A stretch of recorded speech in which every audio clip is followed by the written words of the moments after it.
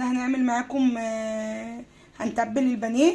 البانيه انا نقعاه، كنت نقعاه في محلول ميه بليمون بملح، نقعته شويه وبعد كده شطفته كويس وصفيته. لازم نصفيه كويس عشان لما نيجي نتبله ما تبقاش التتبيله فيها ميه.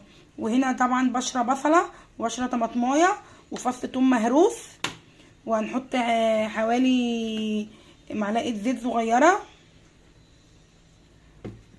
وهنحط ملح،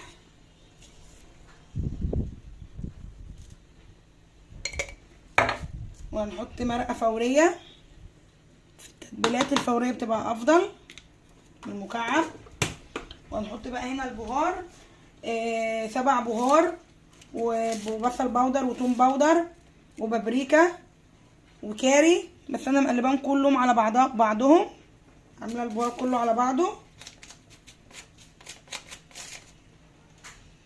بصل باودر وتوم باودر وبابريكا و7 بهار وفلفل اسمر وكاري وكزبره ناشفه.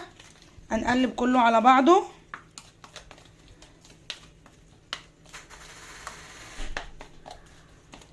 ونحط معلقه عسل نحل، نحط معلقه عسل نحل. العسل النحل لازم نحطه بمعلقه بلاستيك او باي حاجه بلاستيك او بالعساله بتاعته، عشان المعالق الالومنيا في البلاستيك بتتفاعل بتكسر فايده العسل. هنقلب بقى كله على بعضه. اللي مش متاح عنده عسل نحل ممكن يحط رشه سكر صغيره. وهنقلب الخلطه كلها في قلب بعضها، وهنتبل بيها بقى شرايح البانيه. انا البانيه هشويه، انا عملته معاكم كذا مره بكذا طريقه، فالمقلي لسه ما عملتلكمش التتبيله بتاعته، هعملها برضو معاكم كده. هنتبل بقى فيها شرائح البانيه وهنسيبها في التلاجة شويه، وهنشويها برضو معاكم.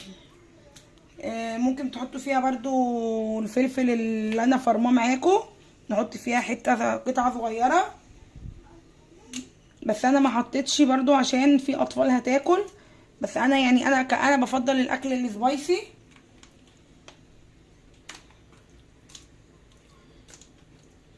بنتبل الكميه كلها وندخلها التلاجة مع بال ما نيجي بقى نشوحه زي ما انتوا شايفين اهو. لازم نخلي الشرايح كلها متتبله في قلب التتبيله بالبصل بالطماطم،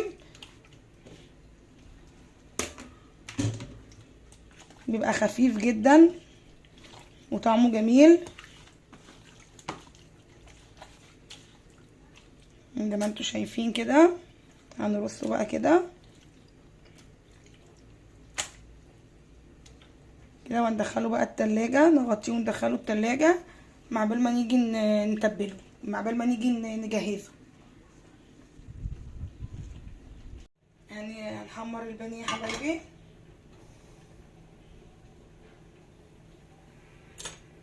هندهن الطاسه زيت،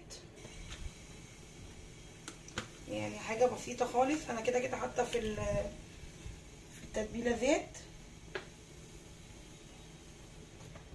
عشان بس يتحمر وما يلزقش.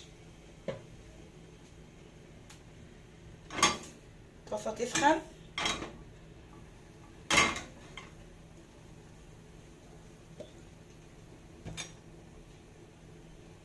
هنرص قطع البانيه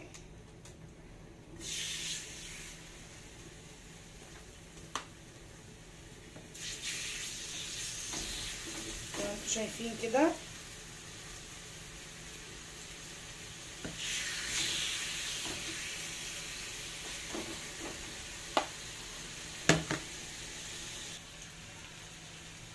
هنقلبه البانيه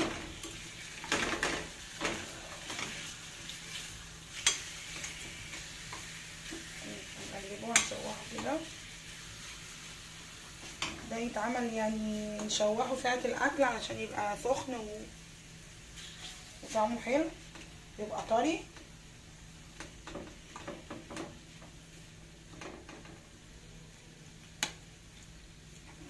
اللي احنا محتاجينها دلوقتي.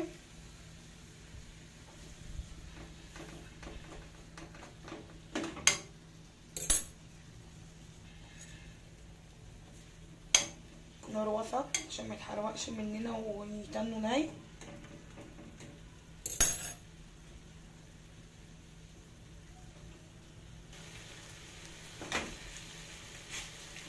هنقلبه اهو، نحمر بس ونطلعه. هنقلبها تاخد لون بس كده بسيط، ما تاخد لون بالجنبين عشان نعرف ان هي استوت.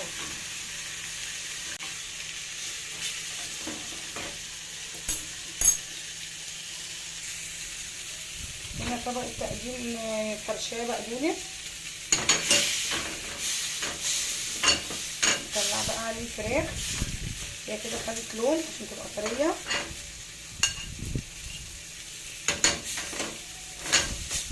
هنطلعها بقى نرصها في الطبق ونرش عليها فلفل اسمر بس، رشه فلفل اسمر بس، مش هنحط عليها حاجه تاني.